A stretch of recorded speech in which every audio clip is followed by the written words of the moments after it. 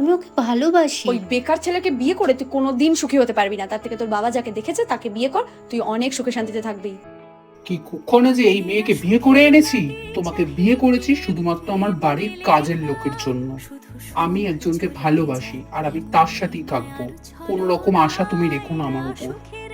মা, আমি থাকতে পারবো না মা ওর সাথে। থাকতে পারবি না মানে? এখানে এসে কোথায় থাকবি তুই? আমাদের অত টাকা পয়সা নেই তোকে রাখার মতো। ওখানেই থাকবি তুই। আর ও তো তোকে বউ বলেই মানে, ও তো ডিভোর্স দিতে চায় না তোকে। কিন্তু ও অন্য কাউকে ভালোবাসে।